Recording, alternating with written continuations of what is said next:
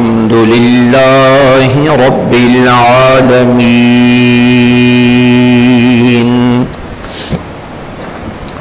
والصلاة والسلام على سيدنا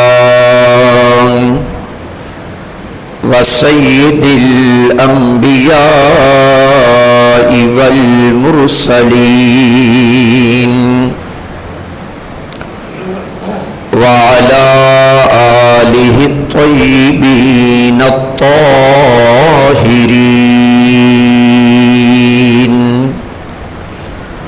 وأصحابه الكاملين الهادين المهديين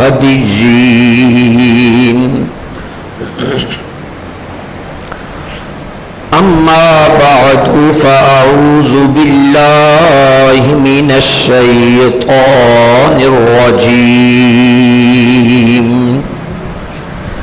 بسم الله الرحمن الرحيم واذكر في الكتاب إبراهيم إنه كان صديقا نبيا آمنت بالله صدق الله مولانا العلي العظيم مولاي صل وسلم دائما أبدا على حبيبك خير الخلق كلهم محمد سيد الكونين والثقلين والفريقين من عرب ومن عجم هو الحبيب الذي ترجى شفاعته لكل هول من الأهوال مقتحمين يا رب بالمصطفى بلغ مقاصدنا واغفر لنا ما مضى يا واسع الكرم سبھی احباب مل کر رسول مکرم شفیع معظم جاند عالم جناب احمد مجتبی محمد مصطفیٰ صلی اللہ علیہ وآلہ وسلم کی پاک بارگاہ میں جھوم جھوم کر درود و سلام کا نذرانہ پیش فرمائیں. الصلاة والسلام علیک یا سیدی یا رسول اللہ الصلاة والسلام علیک یا سیدی یا حبیب اللہ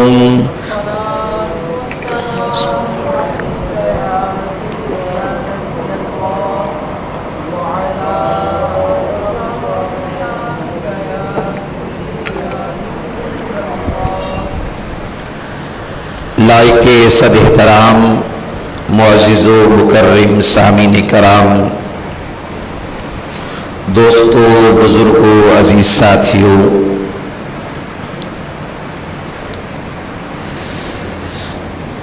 عید الاضحیٰ کے بابرکت ایام جاری و ساری ہیں. آج 12 ذی الحجہ شریف ہے اور کائنات بھر میں مسلمانان نے دنیا حضرت سیدنا ابراہیم علی نبینا علیہ الصلاۃ والتسلیم کی عظیم قربانی کو یاد کر رہے ہیں. آپ کا ذکر پاک جگہ جگہ قریہ قریہ ہو رہا ہے اور یہ وہ ذکر ہے کہ جس کے کرنے کا اللہ رب العالمین نے ہمیں قرآن میں حکم دیا ہے. حکم ربی ہے وَاذْكُرْ فِي الْكِتَابِ ابراہیم، اے پیارے حبیب ذکر کرو کتاب میں پیارے ابراہیم کا، اِنَّهُ كَانَ صِدِّيقًا نَبِيًّا، بے شک وہ تو ہمارا سچا نبی تھا۔ تو قرآن حکیم میں اللہ جل وعلا مالک کائنات نے میرے اور آپ کے آقا نعمت صلی اللہ علیہ وآلہ وسلم کو حضرت ابراہیم کے ذکر کا حکم دیا ہے۔ حضرت سیدنا ابراہیم خلیل اللہ علیہ السلام جد الانبیاء ہیں، آپ کی نسل سے ہزاروں اللہ کے نبی اس دنیا میں تشریف لائے، اس لیے آپ کا لقب جد الانبیاء ہے، اور ایک آپ کا لقب خلیل اللہ ہے کہ آپ اللہ کے دوست ہیں۔ حضرت سیدنا ابراہیم خلیل اللہ علیہ السلام وہ رب کے عظیم پیغمبر ہیں کہ جن کا اللہ رب العالمین جل وعلا نے کئی طرح سے امتحان لیا، کئی طریقوں سے آپ کو آزمایا گیا، آپ کا امتحان لیا گیا، لیکن رب کے خلیل کے قربان جائیں، ہر امتحان میں اللہ کا خلیل کامیاب و کامران ٹھہرا۔ اس دنیا میں یہ مادی دنیا جس میں ہم رہتے ہیں، اس میں چند چیزیں ایسی ہیں کہ جن کی محبت، جن کا پیار اللہ نے ہماری فطرت میں رکھ دیا ہے۔ یہ ہمارے نیچر میں، ہماری فطرت میں ان چیزوں کا پیار موجود ہے، ہم نہ چاہتے ہوئے بھی ان چیزوں سے پیار کرتے ہیں، ان چیزوں سے محبت کرتے ہیں۔ وہ چند چیزیں ہیں جن میں سے پہلی چیز اپنے دیس کا پیار ہے۔ ہر بندے کو اپنا دیس، اپنا وطن، اپنا علاقہ بڑا پیارا ہوتا ہے۔ جس علاقے میں بندہ پیدا ہوتا ہے، جہاں انسان کا بچپن گزرتا ہے، لڑکپن گزرتا ہے، جوانی گزرتی ہے، وہ جگہ بندے کو بڑی ہی پیاری لگتی ہے۔ پھر چاہے بندہ ترقی کرتا کرتا کرتا جہاں مرضی پہنچ جائے، لیکن زندگی کے کسی بھی سٹیج پر چلا جائے، اس کا اپنا دیس جو ہے نا، اس کی طرف اس کا دل کھنچتا ہے، اپنا دیس اسے واپس اپنی طرف کھینچتا ہے۔ اپنے دیس کا پیار، اپنے دیس کی محبت اللہ نے انسان کی فطرت میں رکھ دی ہے۔ دوسری چیز انسان کی اولاد ہے۔ اولاد کا پیار بھی اللہ رب العالمین نے بندوں کی فطرت میں رکھ دیا ہے۔ اولاد چاہے جیسی مرضی ہو، چاہے ناخلف ہی کیوں نہ ہو، نافرمان ہی کیوں نہ ہو، لیکن پھر بھی والدین اپنی اولاد سے بڑی محبت کرتے ہیں، پیار کرتے ہیں۔ تیسری چیز جس کی محبت اللہ نے بندوں کے دلوں میں ڈالی ہے، وہ انسان کا مال ہے۔ یہ جو مال ہے، دولت ہے، اس کی محبت انسان کی فطرت کے اندر رکھ دی گئی ہے۔ انسان فطرتاً مال سے پیار کرتا ہے، مال سے محبت کرتا ہے، اور اس مال کو کمانے کے لیے نہ جانے کتنی تب و دو کرتا ہے، کتنی محنت کرتا ہے، کتنی مشقت کرتا ہے، کتنا خون پسینہ ایک کر کے بندہ یہ مال کماتا ہے۔ تو یہ مال کی محبت بھی انسان کی فطرت کا حصہ ہے۔ اور سب سے بڑھ کر اپنی جان سے محبت، اپنی جان کی جو محبت ہوتی ہے نا، یہ بندے کو سب سے بڑھ کر ہوتی ہے۔ جب اپنی بندے کی جان میں بن آتی ہے نا، بندہ کہتا ہے مال جاتا ہے تو سارا جائے، اور اولاد مرتی ہے تو مرے، میری جان بچے۔ بندہ اپنی جان پر جب آتی ہے تو سب کچھ بندہ قربان کر دیتا ہے اپنی جان کو بچانے کے لیے۔ تو ان چار چیزوں کی محبت انسان کی فطرت کے اندر رکھ چھوڑی ہے. لیکن اب دیکھیے اللہ کے پیارے خلیل ابراہیم علیہ السلام کو اللہ نے اپنے پیارے خلیل سے ان چاروں چیزوں کا امتحان لیا. رب نے دیس کا بھی امتحان لیا, رب نے مال کا بھی امتحان لیا, اللہ نے اولاد کا بھی امتحان لیا, رب نے جان کا بھی امتحان لیا, اور رب کا خلیل پیارا ابراہیم ان چاروں امتحانوں میں کامیاب ہو گیا. جب چاروں امتحانوں میں ابراہیم کامیاب ہو گئے تو رب نے کہا سلام علی ابراہیم, اے میرے ابراہیم تجھ پر تیرے رب کا سلام ہو. تو ہر امتحان میں کامیاب, ہر امتحان میں تو نے پورے نمبر حاصل کر لیے.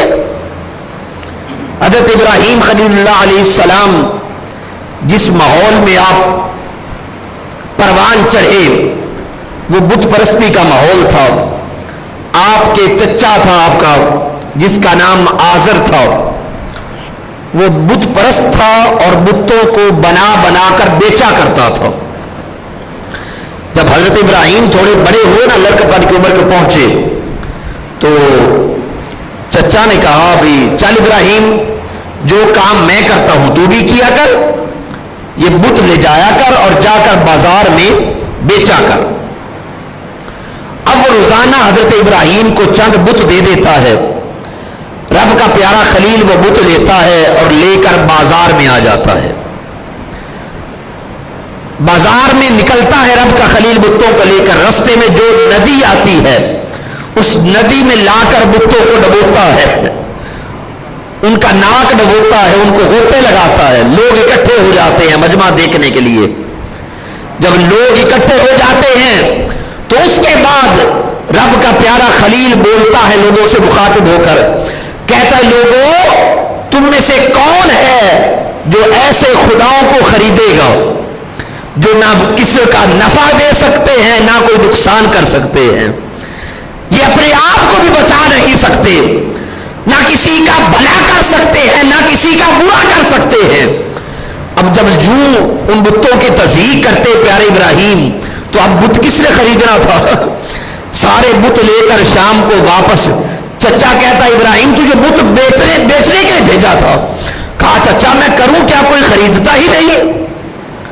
اس طرح آپ نے اپنی امت کو, اپنے قبیلے والوں کو, اپنے شہر والوں کو جوڑنا شروع کیا اور ان کو رب کی توحید کی طرف, اللہ کی بارگاہ کی طرف بلانا شروع کیا. آپ جگہ جگہ جہاں ان کے مجمع ہوتے وہاں چلے جاتے اور لوگوں کو سمجھاتے کہ لوگوں یہ بت جو ہیں یہ تمہارے کسی کام آنے والے نہیں ہیں, سب بگڑیاں بنانے والا میرا اللہ ہے, میرا مولا ہے, میرا پروردگار ہے, وہی وحدہ لا شریک ہے, وہی واحد ہے, وہی معبود حقیقی ہے, وہی مطلق ہے. یوں آپ سمجھایا کرتے لیکن ان کے کانوں پر کوئی جوں نہ ریگتی. ایک دن یوں ہوا, آپ نے سب نے سن رکھا ہے کہ ان کا اس شہر والوں کا ایک میلہ آ گیا, شہر بابل والوں کا ایک میلہ آ گیا. وہ سارے لوگ اکٹھے ہو کر اس میلے پر جایا کرتے تھے, لیکن ان کا ایک کام تھا کہ جانے سے پہلے ہر گھر میں اچھا کھانا پکتا, طرح طرح کی ڈشز پکتی. وہ کھانے پکا کر ان کو برتنوں میں ڈال کر اپنے بت خانے لایا کرتے اور بت خانے میں لا کر ان کو اپنے بتوں کے آگے رکھ دیا کرتے کہ ہم میلے پہ جا رہے ہیں, پیچھے سے ہمارے خدا جو ہیں یہ ہمارا کھانا کھائیں گے. یہ کہہ کر وہ میلے پر چلے گئے. جب سب لوگ میلے پہ چلے گئے اب رب کے خلیل نے ان کو سمجھانے کا ایک اور طریقہ نکالا. آپ نے کندھے پہ رکھا کلہاڑا اور کلہاڑا لے کے اللہ کا خلیل پہنچ گیا ان کے بت خانے میں. اب سمجھانے کا طریقہ دیکھیے, رب کے خلیل نے کسی بت کی ٹانگ توڑی, کسی کا بازو توڑا, کسی کی ناک توڑی, کسی کا سر پھوڑا. طرح طرح کے ہر بت کو آپ نے اسی طرح اس کا کوئی نہ کوئی عضو توڑا, اور توڑنے کے بعد جو بت خانے میں سب سے بڑا بت تھا نا اس کے کندھے پہ لا کے کلہاڑا رکھ دیا، اور کلہاڑا رکھ کے رب کا خلیل واپس اپنے گھر کو آ گیا۔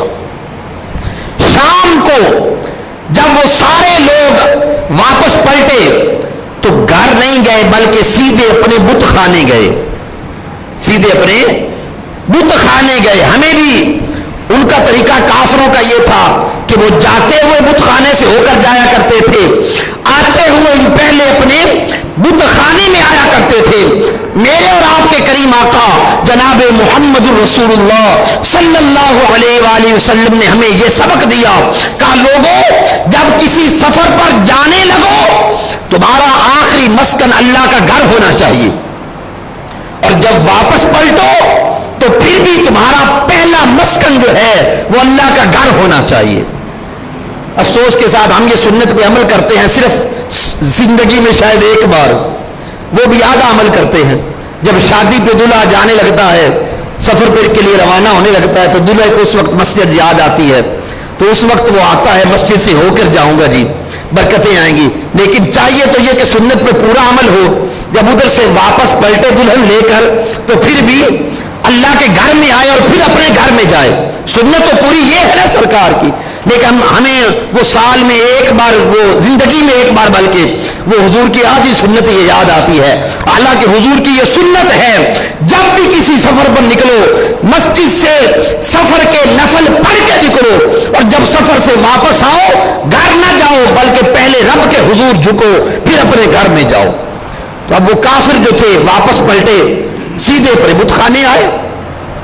جب بت خانے میں آئے تو دیکھا کہ وہاں ان کے بتوں کی حالت ہی غیر ہے۔ وہاں کسی کا ناک ٹوٹا پڑا ہے، کسی کا بازو ٹوٹا پڑا ہے، کسی کا پاؤں ٹوٹا پڑا ہے۔ بڑے غصے میں، بڑی تیش میں، بہت غصے میں آ گئے سارے احباب گرام قدر۔ جب ان کو آپس میں اب سر جوڑ کر بیٹھ گئے کہ کریں تو کیا کریں، کس نے یہ کام کیا ہے، ایک دوسرے سے پوچھنے لگ پڑے۔